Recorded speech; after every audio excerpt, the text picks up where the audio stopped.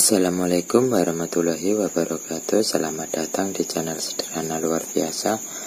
Di sini saya akan membahas tentang adonan yang siap untuk di oven ya, atau memahami adonan yang pas untuk di oven. Ada 4 pertahapan yang untuk penyempurnaan waktu oven itu ada 4 pertahapan biar hasilnya maksimal. Tapi yang paling penting aja di 3 poin, 1, 2, 3. Nah, kita untuk menuju poin yang pertama. Poin yang pertama ini adonan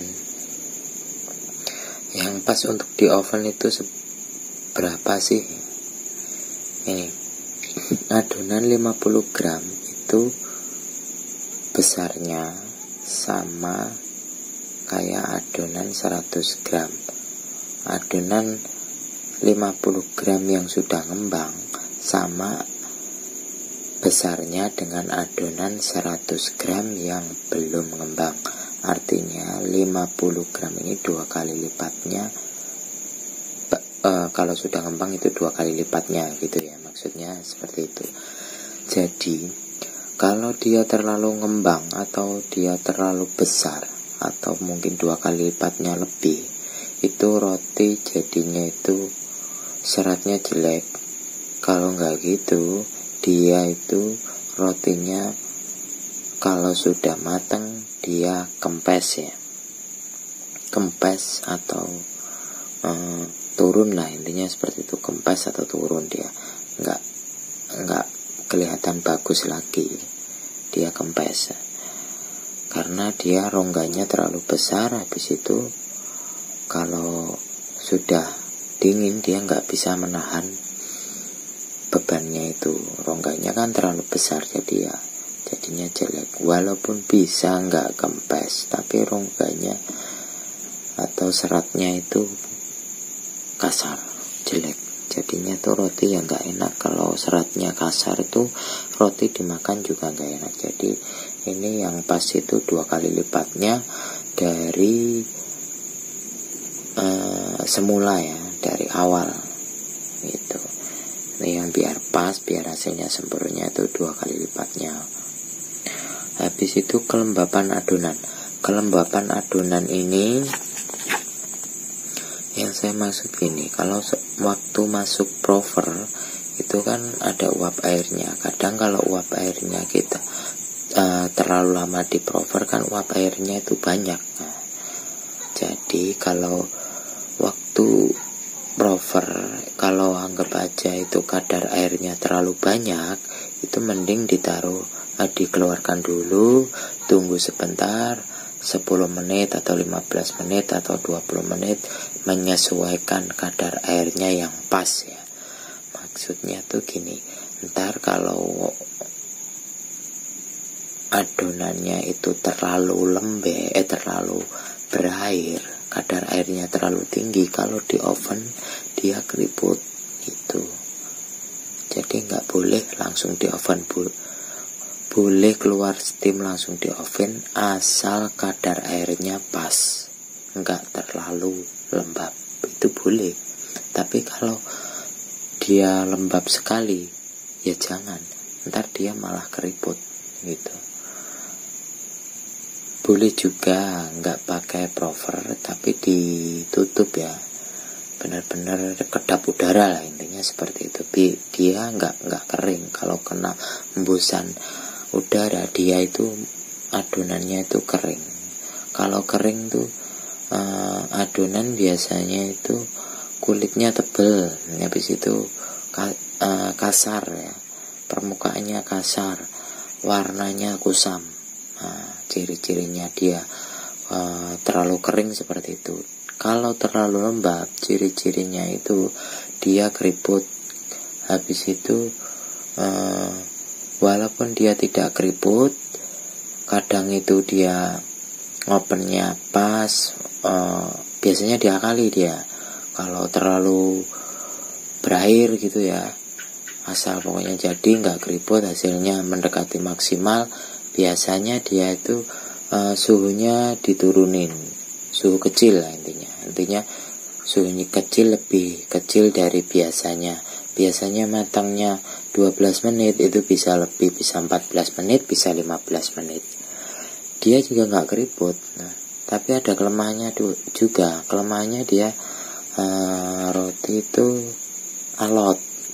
Alot itu kalau digigit dia nggak langsung putus. Dia agak kenyal. Dia kalau dikunyah itu menggumpal gitu. Kurang, intinya ya alot gitu aja lah. Itu kalau terlalu banyak kadar air seperti itu. Kalau kurang ya itu tadi kering. Untuk tahapan yang keempat, matangnya ini ya.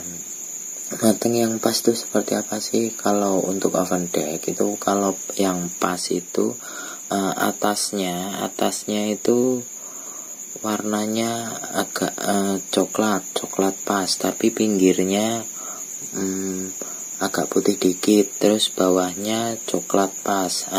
Coklat atas sama bawah sama warna, yang pinggir agak putih, itu kalau pakai oven deck. Tapi kalau pakai oven rotary atau oven convection, dia matangnya itu cenderung agak kering ya, dan merata dari atas bawah sampai samping itu rata gitu, rata. Soalnya yang saya maksud kering itu apa? Dia soalnya kalau oven convection, oven rotary, dia tuh dihembus dengan udara panas kayak heat dryer kayak gitu, heat dryer terus, tapi dengan suhu tinggi. Dia bisa suhu 180-170an. Jadi dia ya kalau dihembusin suhu seperti itu kan dia kering, nggak kayak kena benar-benar panas, nggak ada hembusan kayak gitu kan.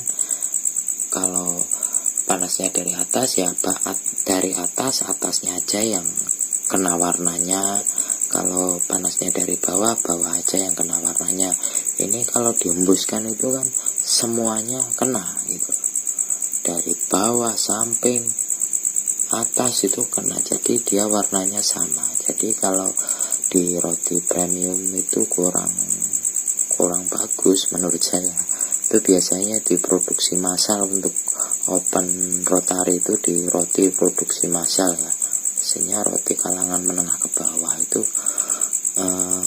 yaitu tadi pakai convection atau rotary seperti itu. Dia kan muat banyak, jadi satu troli bisa masuk semua ya mempunyai plus minusnya. Plusnya ya sekali ngoven bisa ratusan roti. Minusnya yaitu tadi roti kurang kelihatan menarik kalau dia kan agak kering gitu. Tapi kalau oven deck ya minusnya itu nggak bisa ngoven banyak, plusnya itu roti kelihatan cantik ya, seperti itu yang saya maksud itu. Untuk yang keempat ini hanya pendukung ya. Pendukung ini yang saya maksud pendukung itu roti biar awet, biar nggak cepet jamur, biar nggak cepet bau tengi atau bau kurang sedap. Itu habis keluar dari oven itu langsung, kalau bisa langsung ditaruh tempat-tempat yang berlubang, contohnya tuh kayak wire kayak gitu ya, biar dia ada rongga-rongganya bawah. Jadi kalau ditaruh di loyang terus, dia bawahnya agak berair, ada airnya itu. Soalnya roti kalau panas kan dia mengeluarkan uap, jadi bawahnya agak berair. Itu biasanya yang cepat jamur tuh seperti itu. Makanya kalau habis keluar dari oven, kalau masih hangat-hangat itu langsung dipindahin di tempat yang berlubang ini atau di wire ya.